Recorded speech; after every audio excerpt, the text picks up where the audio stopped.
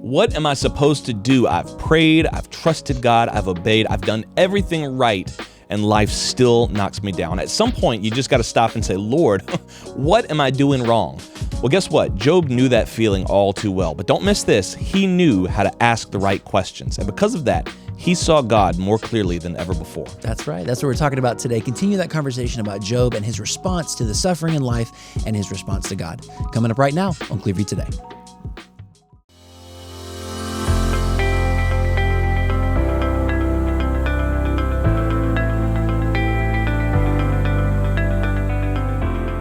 You're listening to Clearview Today with Dr. Abidan Shah, the daily show that engages mind and heart for the gospel of Jesus Christ.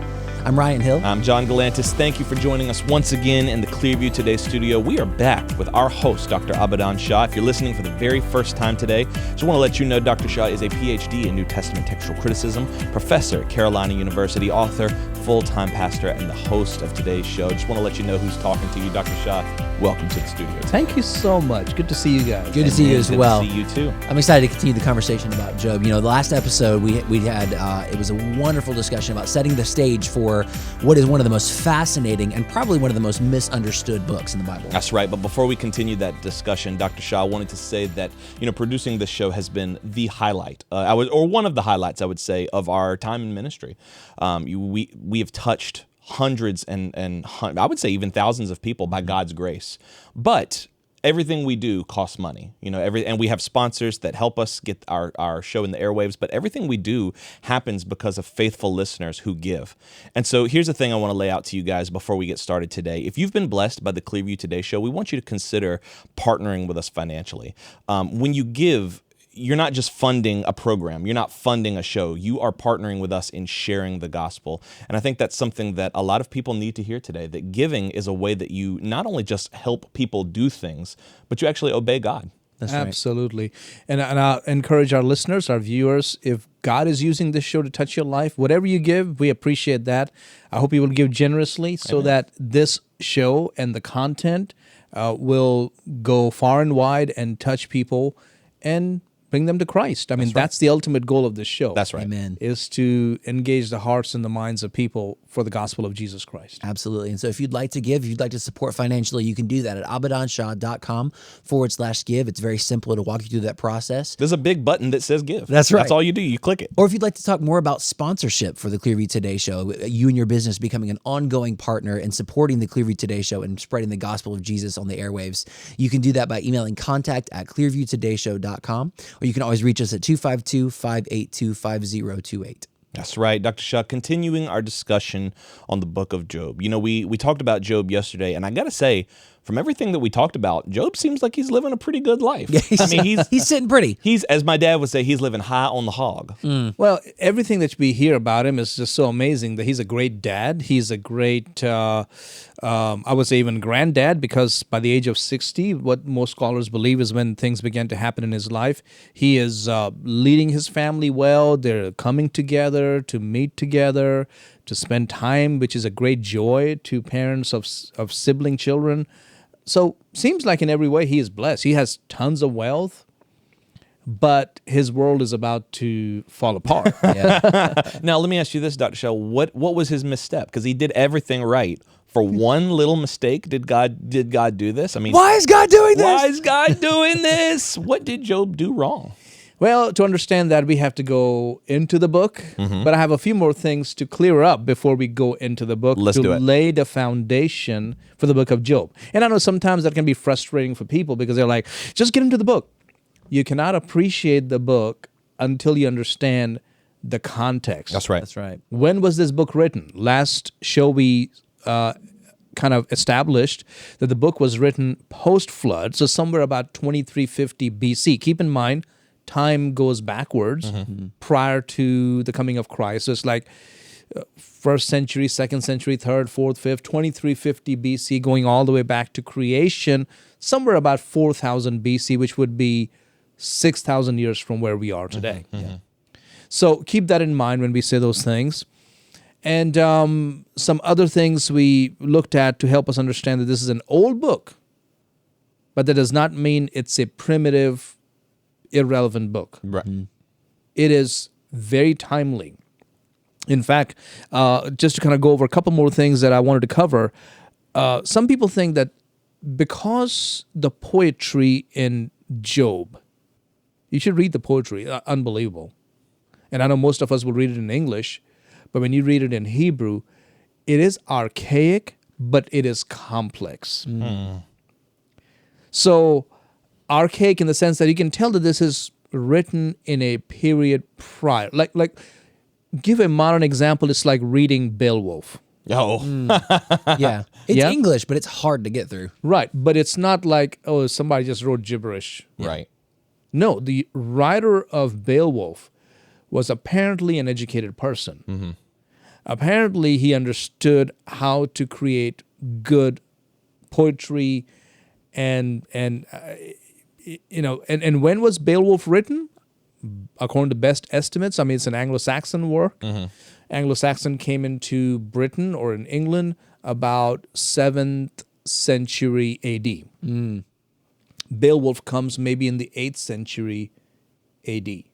People often think that, back then, Britain was just nothing but just tribes people running around. Right. Vikings and Nordic, like, tribesmen and stuff. Yeah, and that's not true. Right. You had the Britannic people who were there when Rome ruled Britain for the first 400 some years. And then Rome left after the Roman Empire fell. And then you had the Anglo-Saxons come in. Initially, they did not want to be they wanted to rule the people, but then eventually they became part of the people.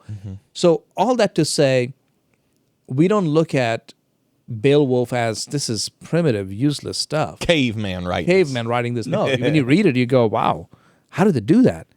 How? Well, when you study Britain's history and see what was happening, and you read others like Venerable Bede, who was an Anglo-Saxon monk. Remember, his people came into England just 100 years prior, and they converted to Christianity. And he's writing the history of ecclesiastical history. And it's unbelievable how good it is. We have to, again, my whole point, I know if somebody's wondering, is like, how do we go from Job to Bede and Anglo-Saxon and Brit? What I'm saying is, we have been taught a lot of wrong history about our past. Yeah.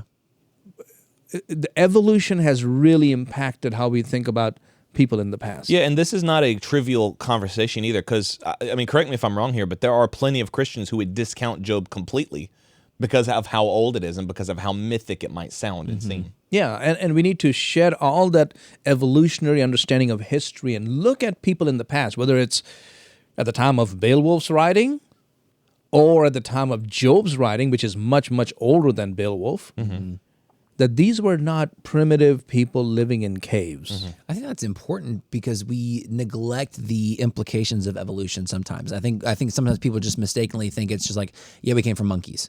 But it's much more than that. I mean, we're having a literary discussion. Yeah. A world history discussion, a development of civilizations discussion. Evolution plays a part in how you see all of those things. Yeah. Well, we talked about this as well when we talked about doctrine a couple of days ago, is like a lot of Christians will also try to marry the two.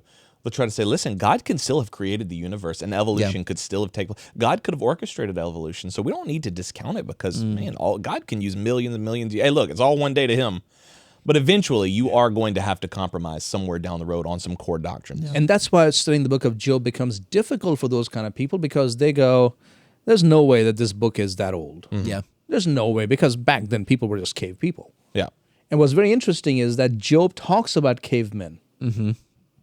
Remember, they just came out of the ark just 2350 BC, and Job may have been written 2100 BC. So maybe 250 years. After the flood. Yeah, maybe. I mean, And he's talking about cave people. that's a small window. And he is saying those are not good people. Yeah. It's kind of funny how like There were cavemen, and you don't want to be one of them. well, think about like civilization starting completely from scratch, right? Just one family, Noah's family, and then you've got civilizations like Job, which are like on the right path, and everything seems to be like, man, these are civilized, articulate, intelligent, spiritual people. And you've also got cavemen living in the caves at the exact same time. Yeah, they taunt him. Yeah. We'll come to that later on in the book, that they're taunting him, and Job is like, How dare you? That's rough. You getting roasted by cavemen? Cavemen are roasting you, bro? Like the You got Geico it commercial. bad. Yeah. He's trying to sell Job some car insurance. Big old scraggaloo. Job didn't want the insurance, so they start roasting him. Look at this dude. Look at his boils. Something else that is not mentioned in the book, and that tells us that it's not, since the time of Moses and all, is there is no mention of the covenants, no mention of the Torah, no mention of the tabernacle, no mention of the temple. Nothing is there. Nothing about the Hebrew people. And Nothing is there, which means if they were there, something would have been mentioned, like I turn to the temple and I pray, or something. I keep your 10 commandments, or the covenant that you made. Nothing. Yeah, it's not just a matter of, they just forgot to include that. If it was around, it would have been in the book. I mean, God's covenant with Abraham is pretty much what everything, the entire story of Scripture is centered on. So It weaves through every book of the Old Testament. I mean, it's mentioned maybe explicitly or implicitly in every single book other than Job. Yeah. And again, the people who claim that this book is post-exilic, for those of you who know this, know what I'm talking about. For those of you who don't, some scholars believe that Job was written somewhere about the 5th, 6th century BC. Wow. After the Assyrian exile, for sure, but also the Babylonian exile. And why in the world would they say that? Because Job is so well written. So it really blows their assumption on how literature has developed. So they go, no way. It has to be post-exilic. So what would their answer be for why there's no mention of the covenant, no Abraham, no temple? Oh, they just like, well, I mean, it's You just forgot. That was not as important to them. That was not as important to them, but Post-exile, God's Every covenant with his other people is not important. author, it was important to them. Yeah, and it is nutty. Something else, the unit of money that is mentioned in the book of Job is kasita, which is also mentioned in Genesis chapter 33:19, which means it's a very old way of talking about money. Something else, very quickly, Sabians and Chaldeans. Eventually, they became in like a people, like Abraham came from the Ur of the Chaldeans. Chaldeans. Here they're marauding tribes Not developed yet. There wasn't a developed civilization. of the Sabians and the Chaldeans. That's what I mean. Right. Something else, dinosaurs are mentioned in the book of Job. Yep. You hear about Leviathan, you hear about the behemoth. These are very big creatures. Most of the dinosaurs, we believe, died in the flood. But I think there were some, they may have been on Noah's Ark. You say, well, how in the world could a huge Tyrannosaurus Rex get on the... Who says that they would have taken a full-grown Right. dinosaur? Yeah. Right. It could have been an egg. Could have been an egg. Could have been a small one. Yeah. That eventually grew up. That eventually grew up, and then when they got off the ark, then it was available to, propagate. That's right. I saw Jurassic Park. They get pretty small when they're eggs, right? It was a hunk of amber. I could easily put that on a ship, no problem. No, I know exactly what you're saying. Yeah, there's. I think this is where people. This one and the next one. This is where people will get tripped up and say, "Oh, okay." Yeah. And then there's the Ice Age that is mentioned. Job talks about the Ice Age. And in Job 37:9, he says, from the chamber of the south comes the whirlwind, and cold from the scattering winds of the north. By the breath of God, ice is given, and the broad waters are frozen. Wow. So either Job traveled, or the writer of Job traveled very well to be able to see broad waters frozen. Now, he is where? He is sitting over there in what is modern day Jordan or Saudi Arabia or even a little bit of Iraq. He's not close to the Mediterranean Sea. Yeah. He's not close to the Persian Gulf, or maybe a little bit to the Persian Gulf. How does he see the broad waters frozen? Right. And he's talking about the north, right? So maybe he did take a trip to the north and he saw. Here's another one. Job 38, verse 22. Have you entered the treasury of snow, or have you seen the treasury of hail? From whose womb comes the ice? So this is not like a little frozen lake. Yeah. This is ice like that's keeps going and going and going and going. Means wherever he's at, which we know where he's at, it looks like the Arctic. Right. But he ain't in the Arctic. Right. When he says things like broad waters frozen, like that's huge bodies of ice. The waters harden like stone, and the surface of the deep is frozen. I mean, that's oceans. That's entire large bodies of water that are frozen. So he is not some guy in a tent in the backside of the desert with a bunch of sheep. He is Right. very educated. He is very well traveled. Again, what is our purpose right now? To help you understand this book is worth studying. Yes. And whatever assumptions you've had in the past, it's time to jettison them. Right. Chuck them over. Right. And you can't start the book without doing that. You have to start with the right understanding, or else you're going to come to the wrong conclusion. Right. Something else about the dialect of the book of of Job. It comes from a dialect which is kind of northern Hebrew, very much close to Aramaic, and Aramaic or Aramaisms come from exactly where Job was located, in Aram or Edom. If you look at the map right here, that's the part of the world where Aramaic words developed. Aramaisms had a revival, or Aramaic language. It was there when Abraham was there. He was an Aramean. And then that language sort of dies off. And then after the exile, when the Hebrew people go into, or the Jewish people, the people of the tribe of Judah go into Babylon, there is a revival of Aramaic language, and they bring it back with them. Hence, Jesus spoke Aramaic. And it was a language up in the north, towards Galilee. Yeah. I mean, there's so much we just don't understand. Yeah. And this is hopefully his education. It helps people uncover, this is a book worth spending time with. It's much more than just, oh, there's some crazy creatures in there, and Job was wealthy and then got picked on, and then I don't really know how the book ends. Well, it's a book that has to be wrestled with. And I think typically you find that the most impactful lessons that God teaches you are the ones that you have to kind of struggle through. And having to struggle through it doesn't mean like, okay, I have to make this make sense. God will make it make sense to you the more that you wrestle with it, the more that you study it. Yeah. When did you first know or realize, Dr. Shah, that there was more to the book of Job than meets the eye? Years ago, I decided to study the book of Job, and I preached through it, not throughout the whole book. This is the first time I'm preaching the whole book from chapter 1 to chapter 42. But previously, I had picked on certain passages, like what happened to Job in the beginning, God gives, God takes away, or I need a mediator between God and man, someone who can touch God and man, or I know my Redeemer lives. I picked on certain passages, and I preached on them. Even one on his friends coming to see him. I preached a message on the importance of friendships in the Christian life, because we think it's me and Jesus and we're good. No, God sends people in our lives who help us during difficult times. And Job had 3 who made an appointment to come see him. Right. And helped him, sort of. Yeah, I guess you could say that. They tried. Sort of. Yeah. Going back to the book of Job for a quick second, the language of the book of Job is very interesting. It has so many different genres, from narrative to dialogue, psalms, lament, debates. So much is in there. Wow. And even the language is very interesting. It has words of Aramaic and Arabic. But the word lion, what is a lion? A lion? Lion. It's a big cat. Cat, mane. Cat, jungle, king of the jungle thing. In the book of Job, you find 4 different words for lion.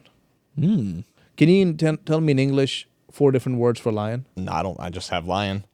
Big cat. Yeah. Cat maybe would be the only other. Yeah. Feline. Yeah.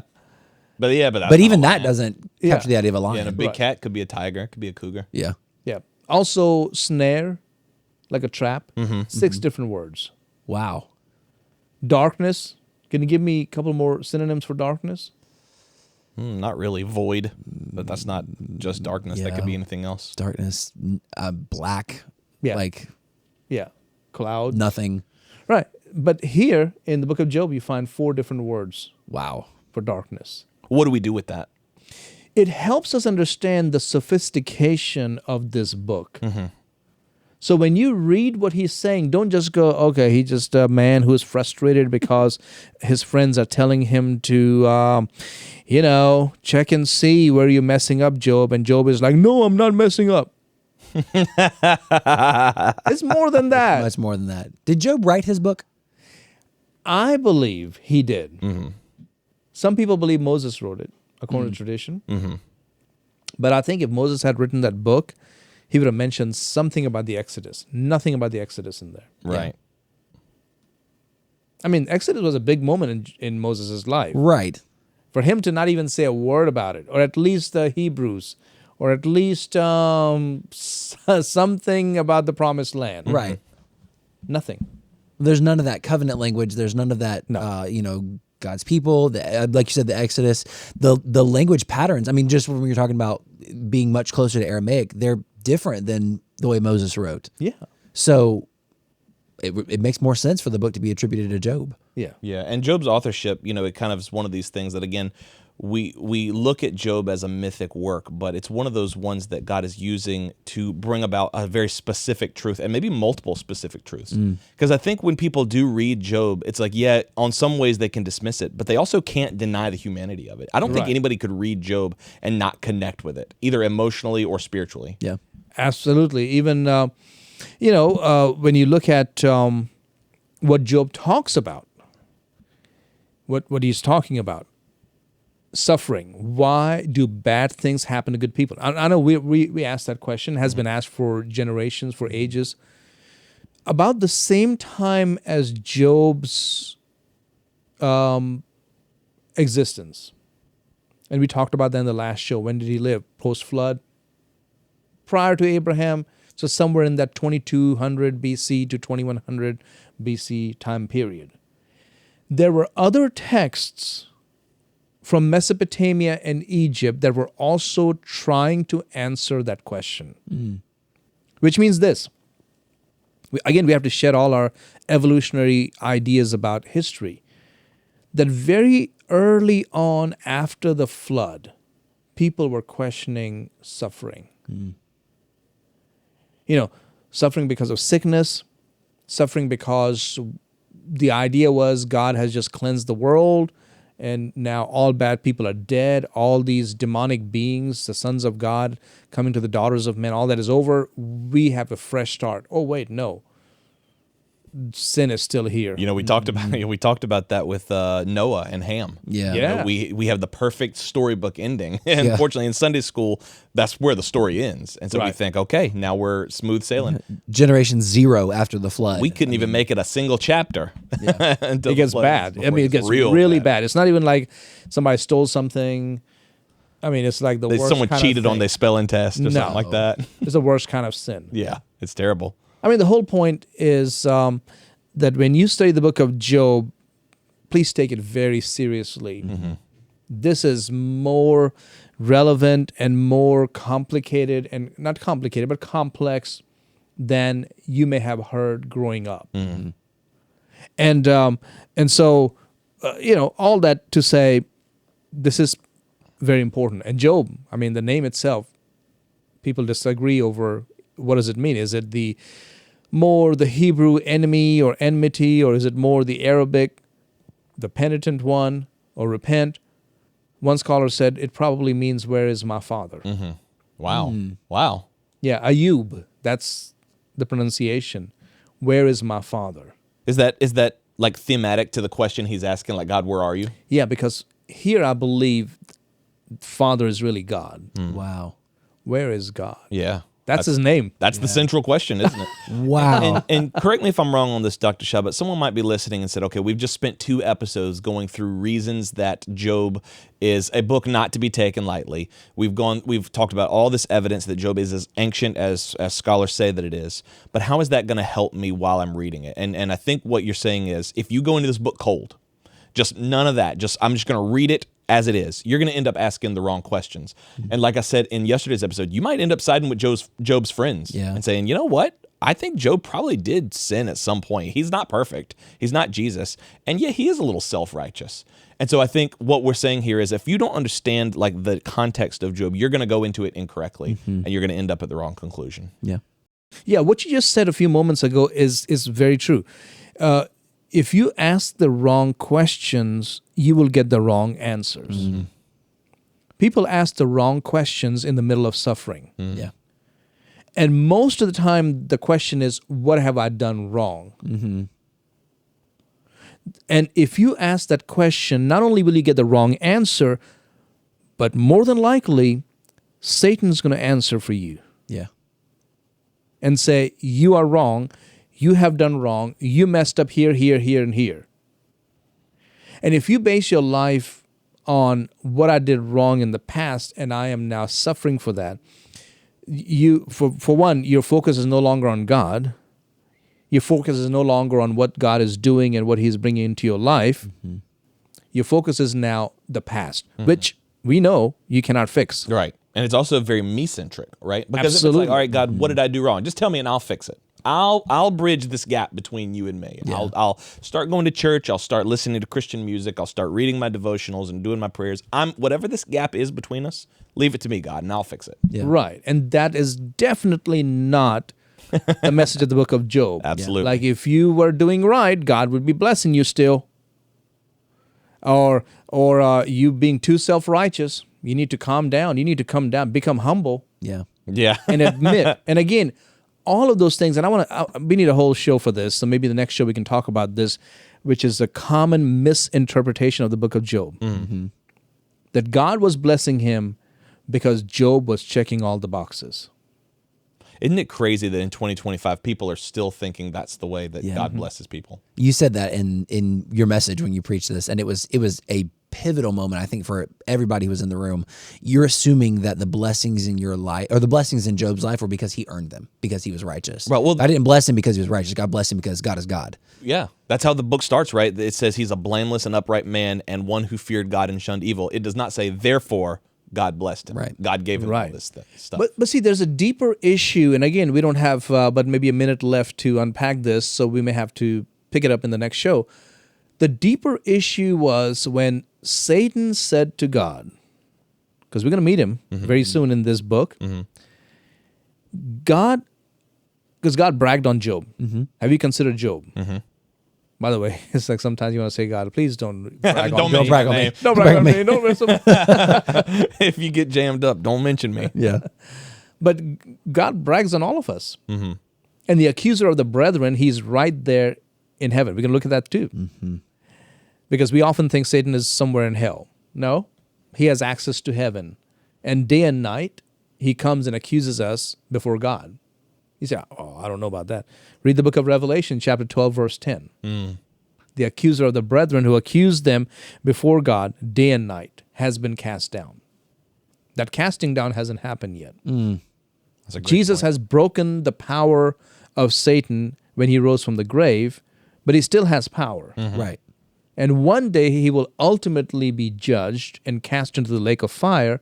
Until then, he is accusing you and me, and God is bragging on us. Now, not everybody who follows Jesus Christ are going to have the same fate as Job, Right. but it's given to help us understand what is happening in the heavenlies. And so the question, the point is, before our time runs out, God brags on Job. Satan says, well, of course he loves you and serves you because you bless him. Stop blessing him and he will stop loving and serving you. So think about what is happening here. It's much more than, whether or not you check the box and that's why God blesses you, or if you stop checking the box and God does not bless you, or God blesses you in spite of yourself. All that is true. There's something greater on the line. And what's on the line is, God, this humanity loves you only because you do things for them. They don't genuinely care about you. They don't like you.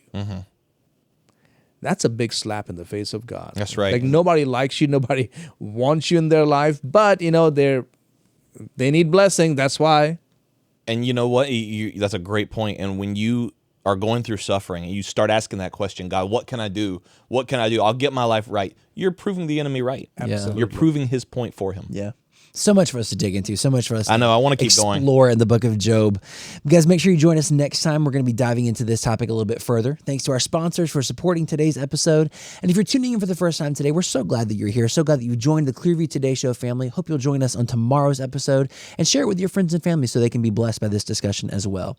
Just a reminder, you can always support us financially at abidanshah.com/give. That's right. And tomorrow we are going to continue that conversation. But for right now, we want to encourage you guys to reach out. Ryan mentioned that number earlier, 252-582-5028. If you ever need anybody to reach out to, if you ever need someone to pray for you, we would love to be that person or that team that's praying for you. You can text us right here at the Clearview Today Show. That number is active 24/7, 252-582-5028. We love hearing from you. We love hearing your questions, your suggested topics, but more than anything else, we want to be there as a resource for you to pray for you. So thank you. And again, that number is 252-582-5028. Absolutely. We love you guys. We'll see you tomorrow on Clearview Today.